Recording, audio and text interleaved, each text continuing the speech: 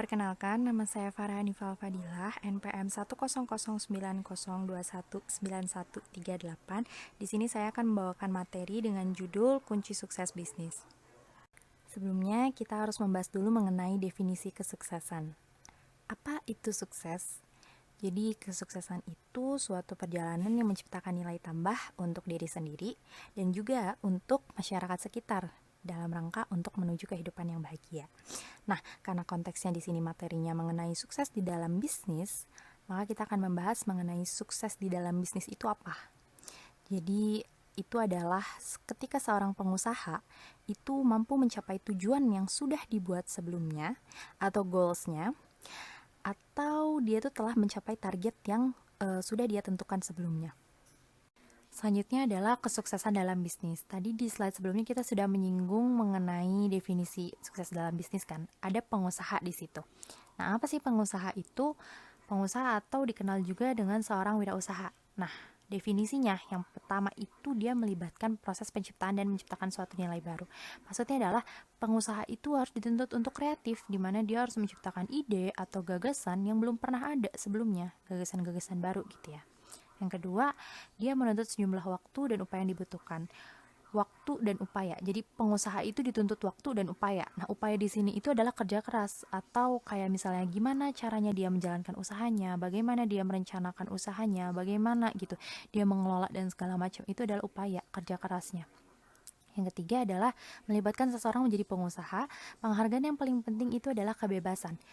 Lalu kepuasan pribadi. Nah, kebebasan di sini itu kan pengusaha itu dia sebagai pemimpin ya atau leader. Yang namanya pemimpin dia mengatur entah itu diri sendiri atau orang lain. Orang lain di sini adalah bawahan atau pegawainya. Nah, yang namanya bebas ya kan dia bebas tuh mengatur diri sendiri atau orang lain dan dia juga bebas merencanakan ke depannya seperti apa.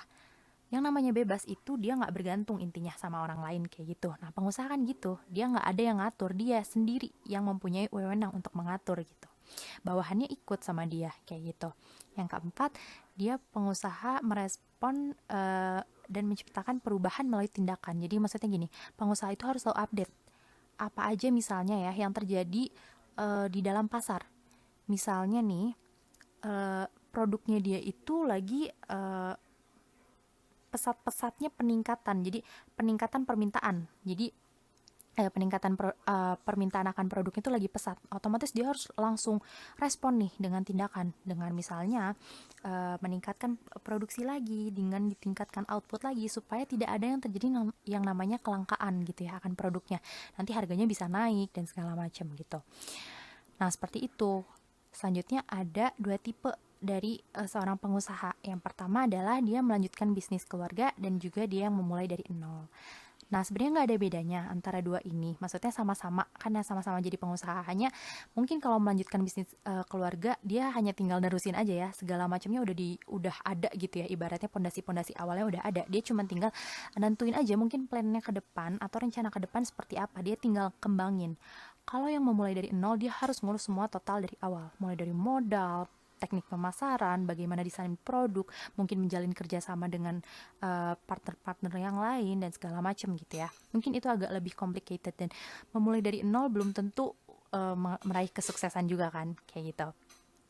Nah, terus dari seorang wirausaha atau pengusaha juga itu kesuksesannya itu tidak dipengaruhi oleh latar belakang ekonomi seseorang. Jadi, latar belakang ekonomi seseorang, mau dia orang yang kaya, mau dia orang yang ekonominya kurang, itu nggak akan mempengaruhi gitu ya, suksesnya seorang pengusaha. Lalu dipengaruhi apa sih kesuksesan dalam bisnis ini ya oleh seorang pengusaha? Dipengaruhi oleh yang pertama kreatif, inovatif, dan jeli melihat peluang. Nah, itu yang paling mempengaruhi seorang pengusaha itu dia meraih kesuksesan. Jadi latar belakang ekonomi seseorang tidak berpengaruh sama sekali. Nanti akan dibahas di slide selanjutnya dengan contoh juga gitu ya. Selanjutnya di sini ada dua foto atau dua gambar dari tokoh-tokoh yang beliau-beliau ini sukses dalam dunia bisnis. Yang pertama mungkin udah pada tahu dari logo KFC di sampingnya berasal dari luar negeri. Beliau ini adalah Kolonel Sanders atau Harlan David Sanders. Beliau berasal dari keluarga yang ekonominya bisa dibilang menengah ke bawah atau kurang baik ya. Ayahnya hanya seorang petani, ibunya juga tidak bekerja. Saat ayahnya meninggal, ibunya bekerja, beliau harus juga membantu ekonomi keluarganya. Suatu saat beliau konflik dengan ayah tirinya, kabur dari rumah, bekerja serabutan untuk memenuhi kebutuhan hidupnya. Beliau pernah menjadi buruh tani, pernah menjadi agen asuransi juga, pernah menjadi pandai besi, kerja di bengkel gitu ya. Pernah juga mencoba investasi di beberapa tempat, mencoba usaha, dan gagal, ibaratnya nggak ada yang berhasil dengan mulus, dan akhirnya beliau menetap di suatu daerah yang namanya Kentucky. Nah, di situ beliau mengembangkan resep ayam. Resep ayam yang dia kembangkan itu bertahun-tahun dia rintis sama istrinya, jatuh bangun, gagal berapa kali, pemasarannya juga sempat teknik pemasarannya gagal, dan juga ayamnya ibaratnya nggak laku gitu ya di mana-mana, dan akhirnya hampir bangkrut juga. Tapi suatu saat beliau menemukan resep yang akhirnya membuat produk ayam yang beliau ciptakan ini laku di pasaran. Sampai akhirnya beliau ini membuka cabang di mana-mana dan mempunyai restoran yang besar gitu ya. Dinamakan dengan Kentucky Fried Chicken atau KFC ini karena yaitu berasal dari daerah Kentucky sebenarnya. Nah, akhirnya menjadi orang yang sukses, salah satu orang terkaya juga di dunia, di mana cabang KFC di mana-mana. Beliau mengatakan gini, "One has to remember that every failure can be a stepping stone to something better." Bahwa harus diingat, setiap kegagalan itu bisa jadi batu loncatan loh untuk menjadi sesuatu yang lebih baik. Harus ingat itu. Jadi kegagalan sekali itu jangan terlalu dipikirin lah. Siapa tahu jadi batu loncatan untuk sukses di di langkah selanjutnya. Yang kedua adalah Bob Sadino. Beliau ini berasal dari Indonesia. Beliau berasal dari latar belakang keluarga yang ekonominya itu menengah ke atas atau baik, sangat berkecukupan sekali. Saat beliau remaja, orang tuanya meninggal, dan meninggalnya itu menitipkan harta warisan yang cukup besar untuk beliau. Beliau pakai harta warisan tersebut untuk keliling dunia, mencari berbagai ilmu dan belajar juga di mana-mana. Beliau menetap di Belanda juga selama 9 tahun dan akhirnya balik lagi ke Indonesia, mencoba berbagai usaha, mulai dari kayak penyewaan mobil ya, menyewa mobil, tapi nggak berjalan mulus. Beliau juga pernah jadi tukang kuli bangunan ya, sebagai tukang batunya di kuli bangunan. Terus suatu saat beliau iseng-iseng nih ya, mencoba beternak ayam. Ternyata ternak ayamnya ini makin lama makin berkembang, makin pesat, makin banyak, dan akhirnya sama beliau dijual-jualin kan, dipasarin kemana-mana. Ternyata laku, dan akhirnya beliau kembangkanlah usaha ternak ayam ini menjadi besar. Nah, kalau kalian tahu, mungkin ada yang tahu perusahaan atau yang beliau punya ini adalah Camp Food atau Camp Chick namanya ya. Itu cukup terkenal juga di Indonesia, Camp Food dan Camp Chick ini. Itu milik Bob Sadino ya, yang tadinya awalnya dia rintis usaha si ternak ayam ini iseng-iseng, tapi nggak segampang itu sukses juga gitu, tapi akhirnya bisa menuai kesuksesan. Dari situ beliau berkata bahwa usaha itu jangan dulu kejar uang, jangan dulu kejar keuntungan, tapi kemauan, komitmen, berani mencari, dan juga mencari atau menangkap peluang. Seperti itu. Jadi jangan berkutat dulu di dalam keuntungan atau profit dulu yang dipikirin, tapi usaha dulu aja. Komitmen, berani mencari, menangkap peluang. Nah, makanya kenapa itu pengusaha itu dia dituntut harus kreatif, harus inovatif, dan harus jeli melihat peluang tadi di slide sebelumnya. Ya karena itu gitu. Lalu juga mengapa saya hadirkan kedua beliau tokoh ini. Tadi kan saya menyebutkan di slide sebelumnya bahwa latar belakang ekonomi itu tidak berpengaruh terhadap kesuksesan seorang pengusaha.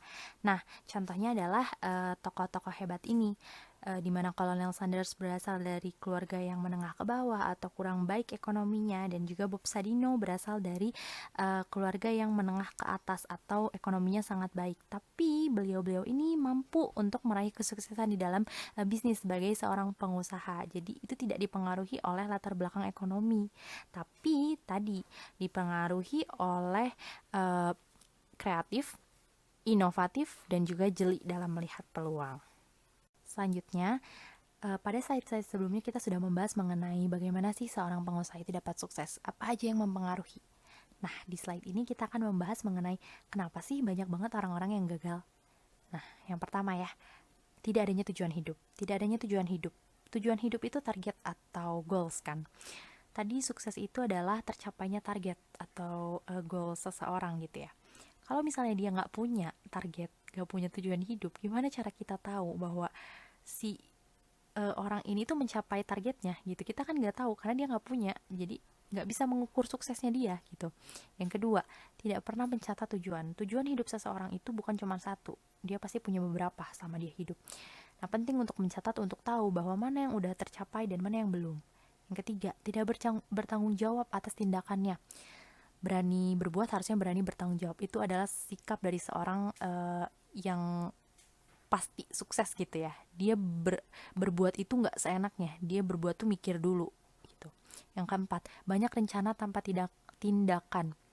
Terlalu banyak mikir, terlalu banyak plan untuk ini itu, tapi nggak ada satupun yang dikerjain kayak gitu. Terus yang kelima, tidak yakin untuk sukses gitu. Pesimis, nggak adanya keyakinan kayak gitu kan membentuk pola pikir yang nggak baik ya, sehingga nanti jadi nggak yakin sama diri sendiri.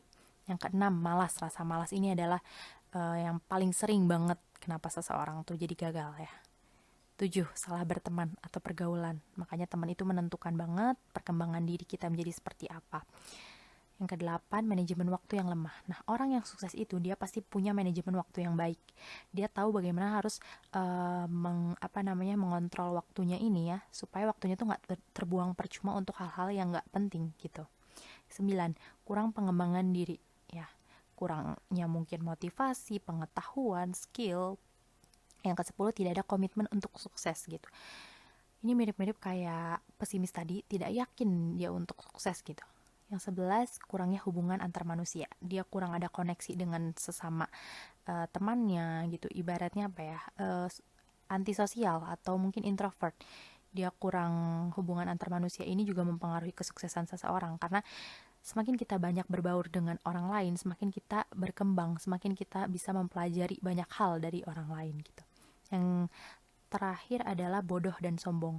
Nah, orang bodoh dan sombong di mana dia biasanya keras kepala, dia tidak mau mendengar pendapat orang lain, dia tidak mau mendengar opini orang lain, dia yakin sama dirinya sendiri dan dia sombong gitu. Seperti itulah. Selanjutnya itu secara keseluruhan. Nah, sekarang ada kegagalan pada seorang wirausaha, karena kita konteksnya ini tadi ekonomi, membahas tentang bisnis ya. Pada wirausaha yang paling sering terjadi adalah yang pertama, tidak dapat dalam menentukan harga penjualan. Nah, udah jelas ya, harga penjualan itu kita harus survei dulu. Harga pasar seperti apa, kira-kira untuk menentukan keuntungannya berapa, itu harus disurvei, nggak bisa seenaknya. Kalau kita menentukan sebuah harga produk kita di bawah harga pasar, udah pasti jelas rugi. Kalau misalnya lebih tinggi dari harga pasar, bahkan ketinggian mungkin, ya mungkin nggak laku kayak gitu. Yang kedua, tidak terampil dalam menempatkan karyawan. Ini berkaitan dengan manajemen itu di bagian staffing atau penempatan pegawai ya. Kita harus nempatin pegawai itu sesuai dengan skill yang mereka punya. Jadi efektif dan produktif gitu mereka itu. Yang ketiga, buruknya hubungan dengan supplier. Supplier ini adalah pemasok bahan baku biasanya untuk suatu perusahaan. Kalau misalnya hubungannya buruk, ya udah jelas dong, bahan baku kita untuk membuat produknya itu bakalan nggak ada, terganggu, kegiatan produksi bakal terganggu gitu.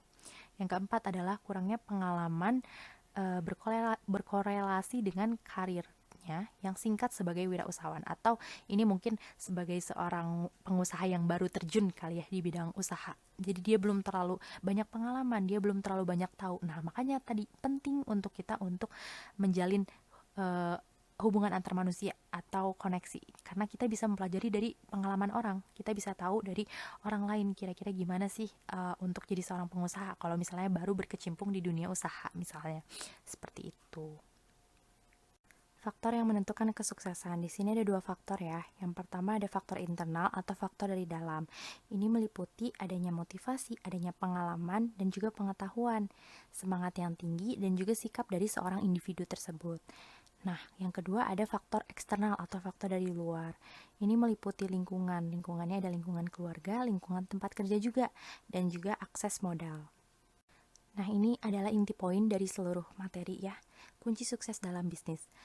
Pada setiap individu, mungkin setiap orang itu beda-beda versinya. Kunci sukses dalam bisnis itu menurut mereka berbeda.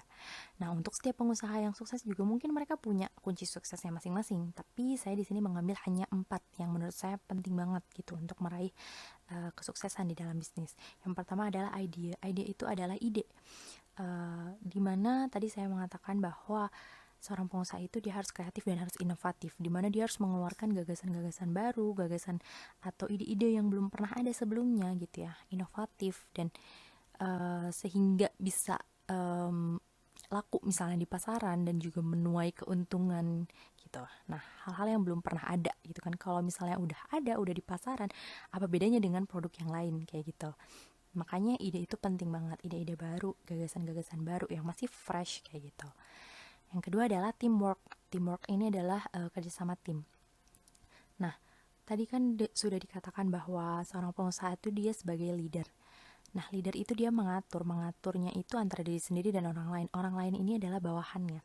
Kalau misalnya dia mempunyai hubungan, berarti kan dengan bawahannya, dia mengatur bawahannya bagaimana harus seperti apa. Berarti kan ada teamwork di situ kan, ada kerjasama tim. Bagaimana dia mengatur timnya ini untuk menjalankan usaha.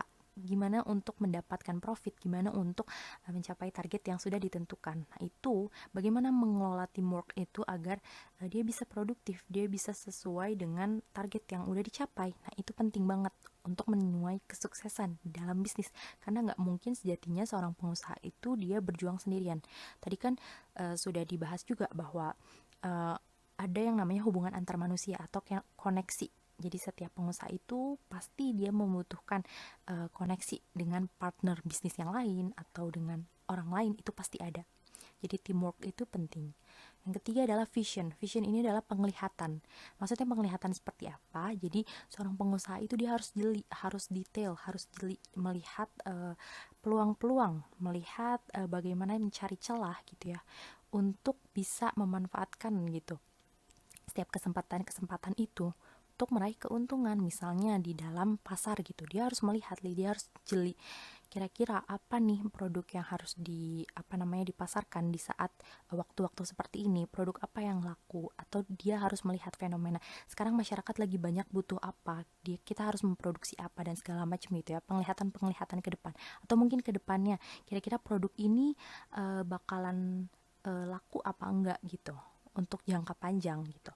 Nah, vision itu penglihatan seperti itu. Jadi melihat dari berbagai sudut pandang juga, kira-kira di pasaran bakal laku nggak ya, kira-kira untuk jangka panjang ini produk masih akan dibutuhkan nggak ya, peminatnya banyak atau tidak. Nah, vision melihat peluang-peluang seperti itu gitu ya, dan memanfaatkan dengan baik gitu kalau misalnya ada peluang yang bisa dimanfaatkan. Yang keempat adalah strategi. Strategi itu strategi ya, atau kan pasti setiap pengusaha itu dia punya strateginya masing-masing untuk mencapai targetnya itu. Jadi dia punya tujuan.